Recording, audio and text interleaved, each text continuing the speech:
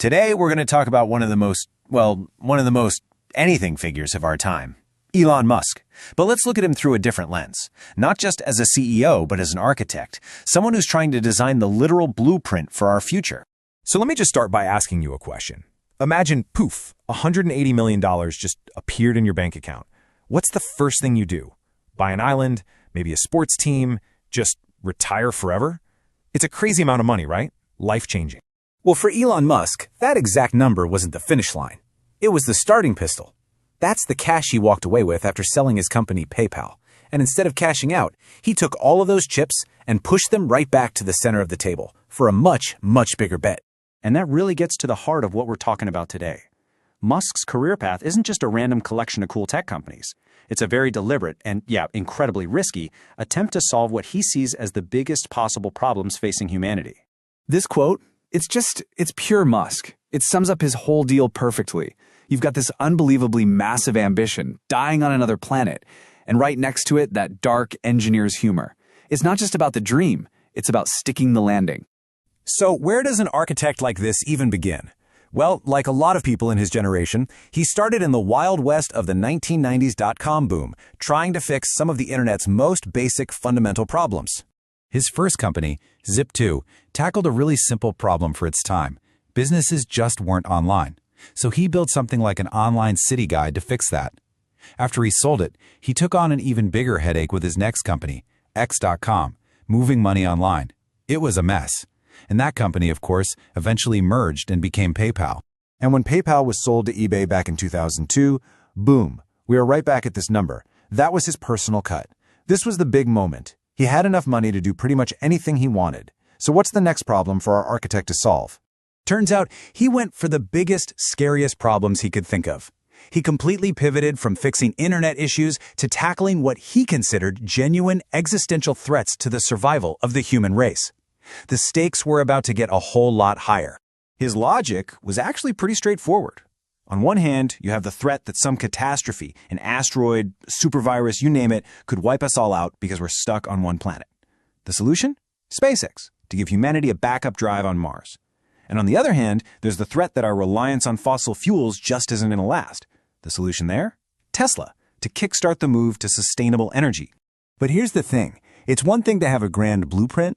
It's another thing entirely to actually build it without the whole thing collapsing. And for a while there, it looked like his entire grand design was headed for a spectacular, fiery failure. The breaking point was 2008. Just try to imagine this. You've poured every dollar you have into building rockets from scratch. The first launch fails, the second launch fails. Then, in August of 2008, your third rocket, carrying actual NASA satellites, also blows up. Your dream is literally turning into a fireball in the sky. The money was basically gone. After 3 explosive failures, Musk and his team at SpaceX had just enough cash and parts scraped together for one final launch. If that one failed, SpaceX was over. Done. And as if that wasn't enough drama, at the exact same time, his other big bet, Tesla, was bleeding cash in the middle of a massive global financial crisis. We're talking weeks, maybe even days, away from total bankruptcy. Both of his world-changing ideas were on life support. And then, somehow, it all turned around. In September 2008, that fourth SpaceX launch was a picture-perfect success. A little while later, NASA, seeing that it could actually work, gave them a game-changing $1.6 billion contract. And then at the 11th hour, a $50 million investment from Daimler saved Tesla. Just like that, the architect's blueprint was pulled from the fire.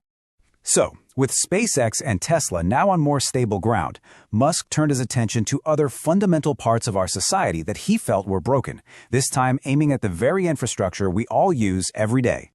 Okay, first up, a problem I think every single one of us can relate to: traffic. Just soul-crushing, mind-numbing traffic. He sees it as a basic design flaw. We have these giant 3D buildings, but we travel on a flat 2D surface. His fix? The Boring Company, which aims to take traffic 3D by going down. So the idea is kind of wild. You drive your car onto what's basically an elevator, which lowers you into a whole network of tunnels. There, your car gets put on an autonomous electric skate that shoots you to your destination at over 100 miles an hour. And then another elevator brings you back up. It's a total reimagining of how we get around a city. And then you've got maybe his most out there project, Neuralink. The problem he's trying to solve here is a future one, but it's a big one.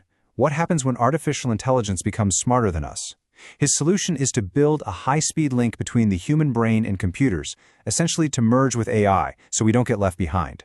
So when you put all these different pieces on the board, from online payments to brain chips, you suddenly realize, wait a minute, these aren't just a bunch of separate companies. They all fit together into one massive overarching blueprint.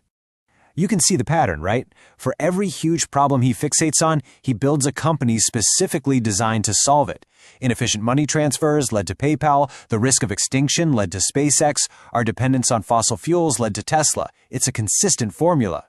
What you're really looking at is one giant interlocking project. You can easily imagine Teslas driving themselves through Boring Company tunnels on Mars, all powered by solar, while the humans inside might one day be connected to AI through Neuralink. All the pieces are designed to connect. And that kind of leaves us with one last really big question. It's one thing to look at an amazing blueprint for a building, but it's a totally different thing to have to live in it. So, as this one architect designs more and more of the world we're all going to share, you have to ask, who gets